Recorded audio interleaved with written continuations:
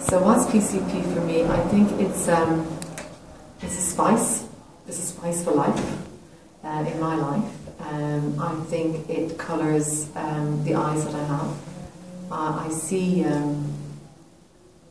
everything through the lens of PCP. And it's like a secret language, it's a secret code. It's a bit of magic. And it's always something you can come back to. And it's the way to interpret one's world. And I think it's very playful. You know, when I change things into Kellyan language, words like aggressiveness and fragmentation and permeability, it always makes me smile. So I think PCP for me is energy. That's the word I would say. I met Kelly when I was doing my undergraduate program in psychology in the 60s, middle 60s. And Kelly was the reason, he was not being taught on the course, but Kelly was the reason that I remained in psychology, because I found these 2 volumes, which hadn't been published very long at that time, on the library, in the shelf. And I still remember the day reading some Kelly and thinking, oh thank God, maybe I can stay with psychology now. And that went on like that. I kept returning to Kelly, and it started out for me at that time with that notion of no one need be a victim of their biography. Now I didn't agree with that entirely, but it's what PCP continues to mean for me, I think, is possibilities of. It's invitational to be optimistic. I remember as an undergraduate reading Inquiring Man and thinking, what's that about? I couldn't get to understand it. It was just too complicated. And when I was a trainee, Miller Mayer came as my new head of department, and at the time everything was it was behaviour therapy. There wasn't even cognitive behaviour therapy. And I hated it. And so when this man came along and said there is another way of looking at things, that was an enormous revelation.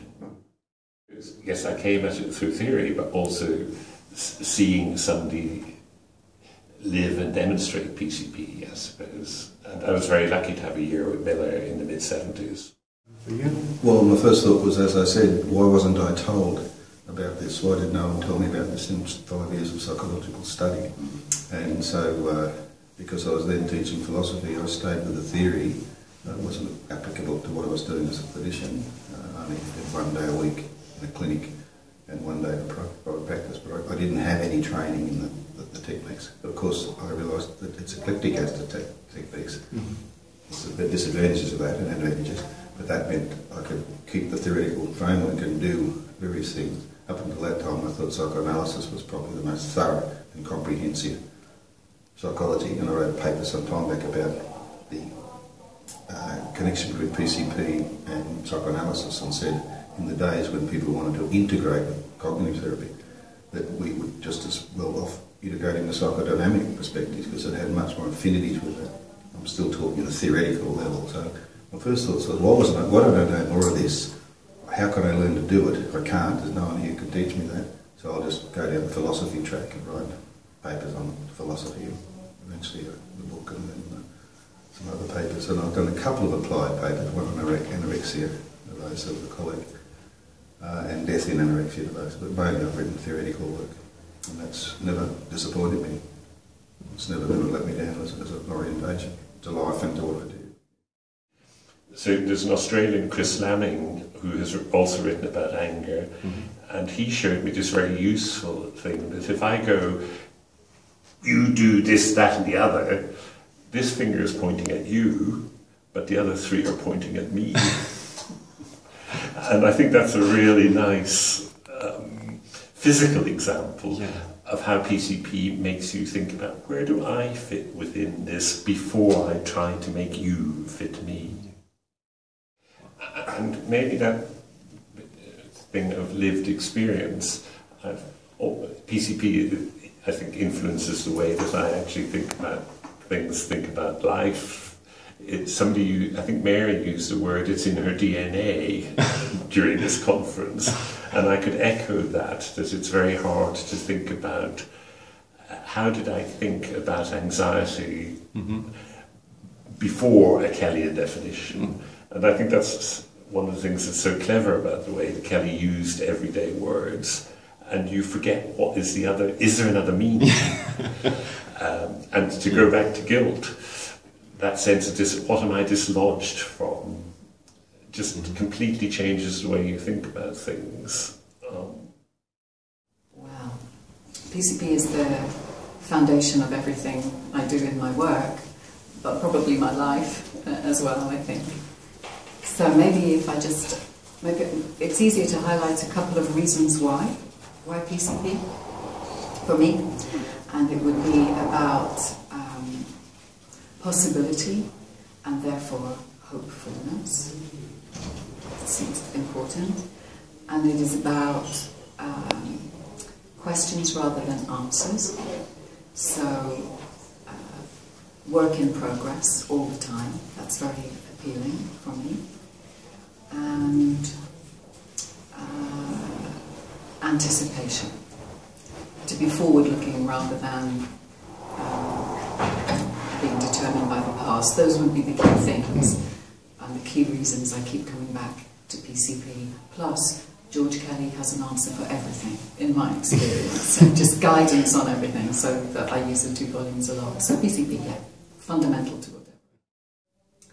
Well, my first meeting with PCP was on a very interesting course, like a course for tourists of psychotherapeutic approaches. So it was 10 weeks of transactional analysis, 10 weeks of Gestalt psychotherapy, 10 weeks of psychosynthesis, 10 weeks of something else.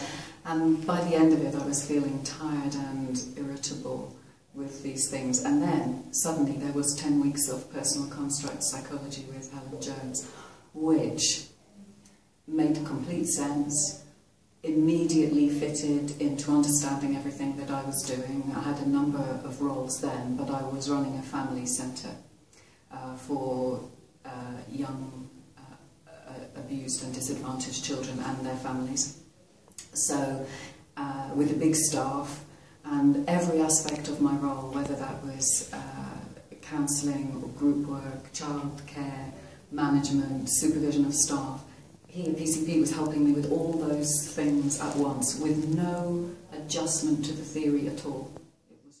This year we will celebrate the 10 years of the Institute of Constructivist Psychology in Padova. What is ICP for you? Well, I guess it's a lot of intelligent and creative young people who are carrying the banner for PCP. So I think it's very important to people who've been around a long time. In England, we really worry. You know, we're all getting older, and are there any younger people coming through? So for us, you know, Serbia and Italy are doing very well to train a lot of young people who will also hopefully train people in the future, and that PCP will not die. So, first impressions have been maintained that the school is very open to alternative ways of learning and to teaching. I really love the way that the students are prepared to engage in the experience and learn together in very creative ways. Sort of great envy, I think, is what ICP is for me. When I see the numbers and the energy and the collective working on constructivist ideas, we have never had anything like that scale in Britain, and at the moment, far less than we had. So ICP is, I think, one of the great sources of hope for the PCP will survive. I think PCP will survive only if it's able to attract young people. And you can attract younger people only on the professional level if you give them something that they can use in their professional life. A certificate. Quite simple. And I think it's one of the achievements of Padova, of the ICP, but also of some others, like in Serbia, to develop something that they can offer to young people. not just for intellectual curiosity, but something they can use. So what does it represent to me? I think it represents an enormous risk that somebody has taken. You know, Massimo, a very courageous enterprise to make it happen. You've made something happen, and you are part of the future, the big part of the future of constructivism and PCP. So you are a legacy. That's how I see it. And when I sometimes feel, I don't know, a little bit frustrated or down that we don't have enough people doing constructivism, I go, oh my God, thank God this is happening over there. Look at all these people, like yesterday. It was like, look at this, look at the youth, look at what's going on, and you guys and the other schools and the Serbians. It is so wonderful. So you are the future, really, and it's great to be here, to be part of that with you.